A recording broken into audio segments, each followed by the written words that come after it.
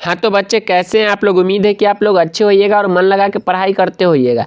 आज के इस वीडियो में हम लोग देखने वाले हैं 30 महत्वपूर्ण जीके का क्वेश्चन। और यह जो क्वेश्चन है यह विज्ञान से लिया गया है। तो अगर आपको विज्ञान पढ़ने में ज़्यादा रुचि आती है और विज्ञान के क्वेश्चन को समझने में जानने में बहुत ही ज़्यादा मज़ा आता है तो आप इस वीडियो को देखिए और 30 में से कम आप 20 क्वेश्चन का सही जवाब देने का कोशिश कीजिए। और अगर आपको इस वीडियो से कुछ नया सीखने को मिलता है तो आप हमें कमेंट कीजिए और वीडियो को लाइक करके दोस्तों में शेयर कीजिए। साथ ही चैनल को सब्सक्राइब करना ना भूलें ताकि इसी तरह की वीडियो मैं आपके लिए लाता रहूं। तो चलिए बिना किसी टाइम बर्बाद किए हुए आपके क्वेश्चन की तरफ चलते हैं। सबसे पहला क्वेश्चन आज के इस वीडियो का यह है कि इलेक्ट्रॉन की खोज किसने की। तो यह क्वेश्चन बहुत बार कंपटीशन के एग्जाम में भी आ चुका है और आपके बोर्ड में भी आते हैं। तो आप इसे अच्छे से समझ लें। सभी जो क्वेश्चन है वो बहुत ही ज़्यादा इम्पोर्टेंट है, इतना आप ध्यान में रखकर इस वीडियो को देखिएगा। तो सबसे पहला क्वेश्चन यह है कि इलेक्ट्रॉन की खोज किसने की थी। तो जे थॉमसन ने इलेक्ट्रॉन की खोज किया था। और दूसरा क्वेश्चन यह है कि प्रोटॉन की खोज किसने की। तो प्रोटॉन की खोज गोल्डस्टीन ने की थी और प्रोटॉन का नाम जो है वो रदरफोर्ड ने रखा था, यह आप अच्छे से समझ लीजिए। तीसरा क्वेश्चन है कि न्यूट्रॉन की खोज किसने की। तो जेम्स चैडविक ने न्यूट्रॉन की खोज की थी। चौथा क्वेश्चन यह है कि अब तक कुल कितने तत्व ज्ञात हो चुके हैं। तो अब तक कुल 118 तत्व ज्ञात हो चुके हैं। अगला क्वेश्चन यह है कि धातुओं की संख्या कितनी है। तो धातु की संख्या है 91। चलिए नेक्स्ट क्वेश्चन की तरफ हम लोग चलते हैं। अगला क्वेश्चन हमारा यह है कि छठा में कि अधातु की संख्या कितनी है। तो अधातु की संख्या पूरा है 20 और उपधातु की संख्या कितनी है। तो उपधातु की संख्या है 7। आठवां क्वेश्चन यह है कि रसायन विज्ञान का जनक किसे कहते हैं। तो लेवासियर को रसायन विज्ञान का जनक कहा जाता है। नौवां यह है कि जीव विज्ञान का जनक किसे कहा जाता है। तो अरस्तु को जीव विज्ञान का जनक कहा जाता है। 10वां क्वेश्चन यह है कि भौतिकी का जनक किसे कहा जाता है। तो गैलीलियो को भौतिकी का जनक कहा जाता है। हम लोग चलते हैं अगले क्वेश्चन की तरफ।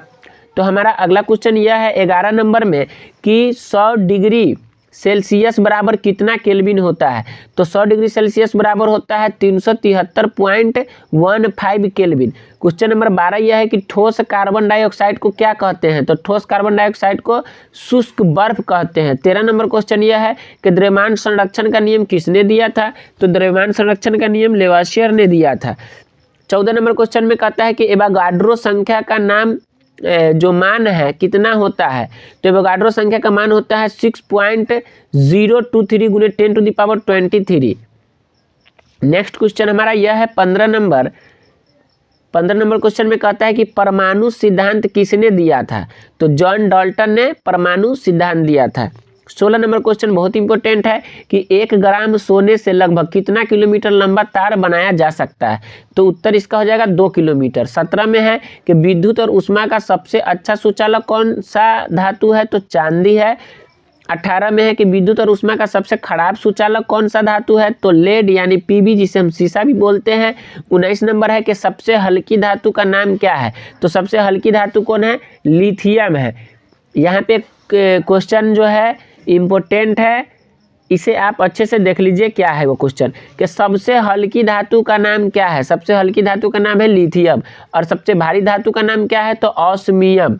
और 21 नंबर क्वेश्चन ऐसी धातु जो द्रव अवस्था में पाई जाती है, काफ़ी ज़्यादा इंपॉर्टेंट है। तो पारा है। और ऐसी अधातु जो द्रव अवस्था में पाई जाती है वो है ब्रोमीन।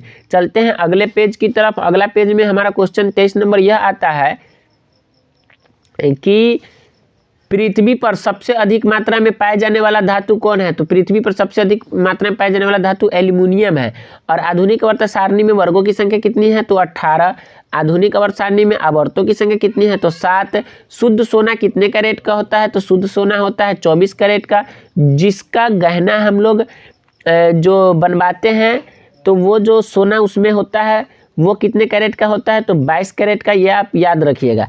और 27 में है कौन ऐसा अधातु है जो विद्युत का सुचालक होता है। तो वह हो गया ग्रेफाइट। ग्रेफाइट एक ऐसा अधातु है जो विद्युत का क्या होता है। तो वह सुचालक होता है। अगला क्वेश्चन हमारा यह है कौन ऐसा अधातु है जो चमकीला होता है। तो आयोडीन एवं ग्रेफाइट एक ऐसा अधातु है जो क्या है,